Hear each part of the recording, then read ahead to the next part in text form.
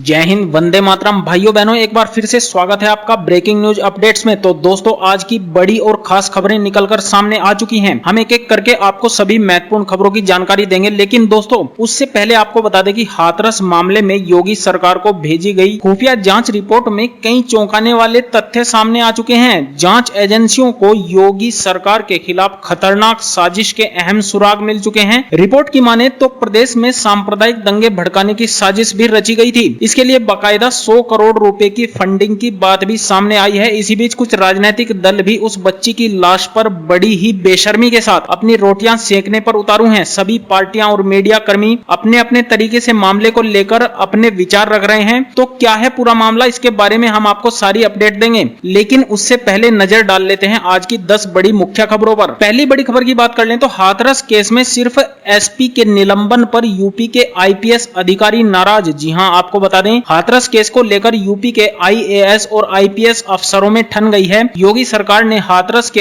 SP Vikrant वीर को suspend कर दिया, लेकिन वहां के डीएम प्रवीण कुमार पर कोई भी कार्रवाई नहीं की, जबकि लड़की के घर वालों ने डीएम पर कई संगीन आरोप लगाए हैं। यही नहीं, एसआईटी की प्रारंभिक रिपोर्ट में भी उनके खिलाफ बातें कही गई हैं। यूपी के आईपीएस अधिकारी नाराज हैं, खासतौर से नए अफसर। उन्हें लगता है कि आईपीएस अधिकारियों को बलि का बकरा बनाया जा रहा है। एक जिले के एसपी ने कहा, जब गलती एक तरह की तो फिर सजा सिर्फ हाथरस के एसपी को ही क्यों। यूपी में आईपीएस अफसरों का एक व्हाट्सएप ग्रुप है जिसमें राज्य के डीजीपी से लेकर एसपी रैंक के अफसर तक जुड़े हैं। जैसे ही सरकार ने हाथरस के एसपी विक्रांत वीर को निलंबित करने का फैसला सुनाया, इस व्हाट्सएप ग्रुप में हलचल बढ़ गई। राजस्थान के रहने वाले एक आईपीएस ने इस मुद्दे पर एसोसिएशन की बैठक बुलाई जाने की मांग की है। और अगली बड़ी खबर की बात कर लें तो हाथरस कांड के बहाने योगी सरकार के खिलाफ रची गई है बड़ी साजिश, जिसका हो चुका है पर्दाफाश। जी हां, आपको बता दें हाथरस मामले में योगी सरकार को भेजी गई खुफिया जांच रिपोर्ट में कई चौंकाने वाले तथ्य सामने आए हैं। जांच एजेंसियों को योगी सरकार के खिलाफ खतरनाक साजिश के अहम सुराग मिले हैं। हाथरस के बहाने योगी सरकार को बदनाम करने के लिए बड़ी साजिश रचने की बात सामने आई है। राज्य सरकार की सतर्कता से यूपी में जातीय विद्वेष फैलाने की साजिश नाकाम हुई। खुफिया रिपोर्ट की माने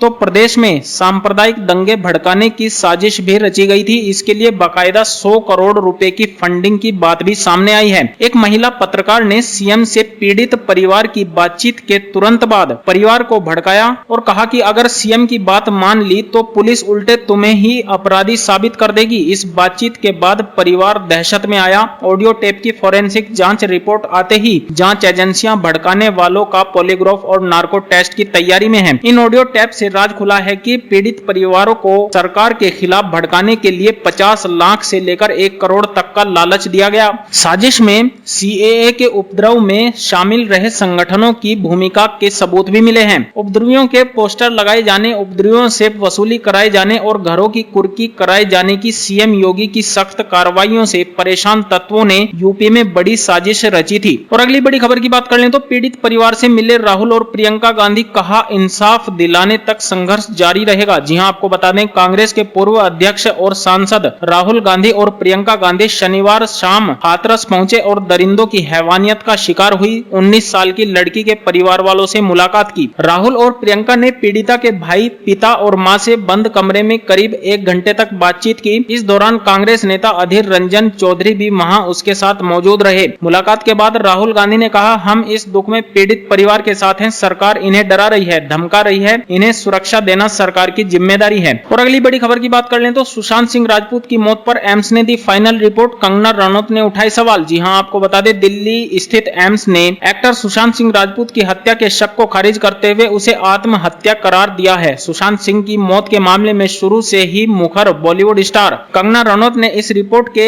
बाद एक 4 ट्वीट किए। इन ट्वीट्स में उन्होंने इस मामले में फिर से नए सवाल खड़े कर दिए हैं। शनिवार शाम को कंगना ने लगातार 4 ट्वीट किए और सवाल उठाया कि क्या किसी को आत्महत्या के लिए उकसाना अपराध नहीं है। एम्स की फाइनल रिपोर्ट आने के बाद कंगना ने सुशांत सिंह की मौत के पीछे बॉलीवुड में पनप रहे माफियाओं की ओर संकेत किया है। और अगली बड़ी खबर की बात कर लें तो देश में कोरोना संक्रमितों का आंकड़ा 65 लाख के पार। 24 घंटे में सामने आए 75,829 नए मामले। जी हां, आपको बता दें भारत में तेजी से फैल रहा कोरोना वायरस संक्रमण 65 लाख के आंकड़े के पार पहुंच चुका है। दुनिया में सबसे तेजी से संक्रमण भारत में ही फैल रहा है पिछले 24 घंटों में 75,000 से ज्यादा संक्रमण के मामले दर्ज किए गए हैं, जबकि बीते 24 घंटे के दौरान 82,260 संक्रमित इलाज के बाद ठीक हुए हैं। वहीं इस दौरान 940 संक्रमितों की मौत भी हो चुकी है। इसके साथ ही देश में अब तक कोरोना वायरस संक्रमण से 1,01,782 संक्रमितों ने अपनी जान गंवा दी है। और अगली बड़ी खबर की बात कर लें तो SBI इस काम के लिए दे रहा है 1 लाख रुपए महीना। अप्लाई करने के लिए बचे हैं सिर्फ 5 दिन। जी हां, आपको बता दें स्टेट बैंक ऑफ इंडिया ने PhD पूरी कर चुके भारतीय नागरिकों से पोस्ट डॉक्टोरल रिसर्च फेलोशिप के लिए आवेदन मंगाए हैं। SBI चुने गए फेलो को हर महीने 1 लाख रुपए देगा। वहीं फेलोशिप प्रोग्राम खत्म होने पर फेलो की परफॉर्मेंस का आकलन किया जाएगा। इसके आधार पर उन्हें 2 से 5 लाख रुपए की राशि भी दी जा सकती है। SBI के इस फेलोशिप प्रोग्राम के लिए ऑनलाइन रजिस्ट्रेशन 18 सितंबर से शुरू हो चुके हैं, जो 8 अक्टूबर 2020 तक चलेंगे। और अगली बड़ी खबर की बात कर लें तो महिलाओं को नए कानून के बाद मिलेगी पुरुषों के समान सैलरी और आगे बढ़ने के मौके। PM मोदी ने खुद दी जानकारी। जी हां, आपको बता दें प्रधानमंत्री नरेंद्र मोदी ने हिमाचल प्रदेश के रोहतांग में अटल टनल का उद्घाटन करने के बाद लोगों को संबोधित करते हुए नए श्रम कानूनों का भी जिक्र किया। उन्होंने कहा कि नए कानून के बाद महिलाओं को पुरुषों के समान सैलरी मिलेगी, साथ ही उन्हें पुरुषों के बराबर आगे बढ़ने का मौका भी मिलेगा। PM मोदी ने कहा कि अगर हमें आत्मनिर्भर भारत के लक्ष्य को हासिल करना है तो पिछली सदी के नियम नई सदी में काम नहीं करेंगे, इसलिए हमारी सरकार श्रम सुधारों का सिलसिला आगे भी जारी रखेगी। विपक्ष पर निशाना साधते हुए उन्होंने कहा कि हमारे सुधार सिर्फ राजनीतिक फायदे के लिए काम करने वालों को परेशान करते हैं। ऐसे लोगों को समझना होगा कि आप पिछली सदी की सोच के साथ अगली सदी में प्रवेश नहीं कर सकते हैं। और अगली बड़ी खबर की बात कर लें तो चीन पाकिस्तान की नींद उड़ाएगी शौर्य मिसाइल। भारत ने किया सफल परीक्षण। जी हां, आपको बता दें चीन से तनातनी के बीच भारत ने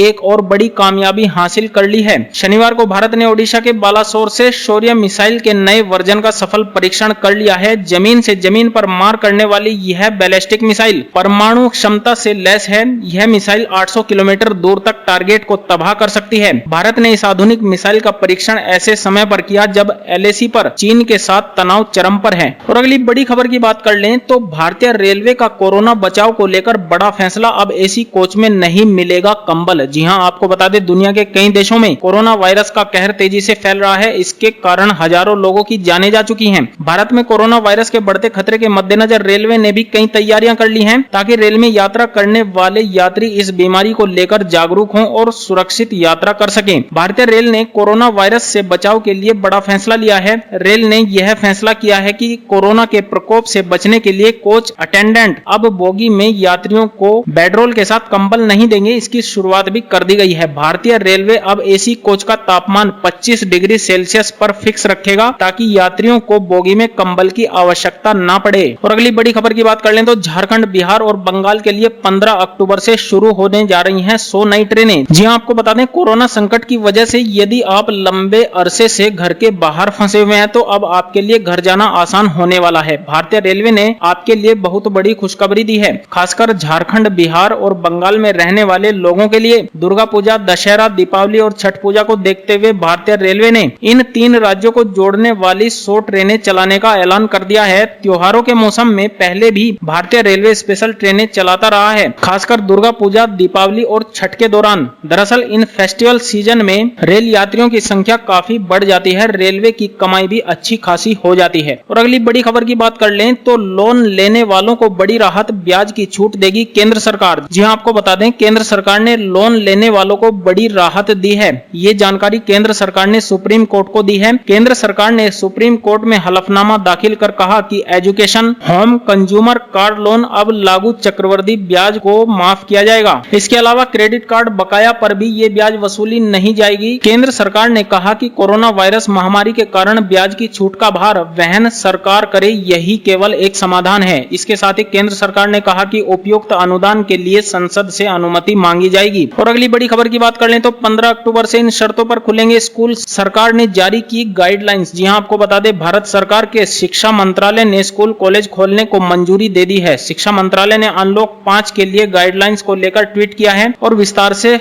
हर बात की जानकारी दी है। जारी निर्देशों के अनुसार स्कूल, कॉलेज और एजुकेशन संस्थान 15 अक्टूबर के बाद कंटेनमेंट जोन में फिर से खोलने का विकल्प चुन सकते हैं, लेकिन सटीक तारीखें राज्य सरकारों के निर्णय के अनुसार ही होंगी। ज्यादातर माता पिता अपने बच्चों को स्कूल भेजने के लिए तैयार तैयार नहीं है। जब तक कि कोविड-19 का खतरा पूरी तरह से खत्म नहीं हो जाता, ऐसे में स्कूलों में जाने के लिए बच्चों के माता पिता की अनुमति भी जरूरी होगी।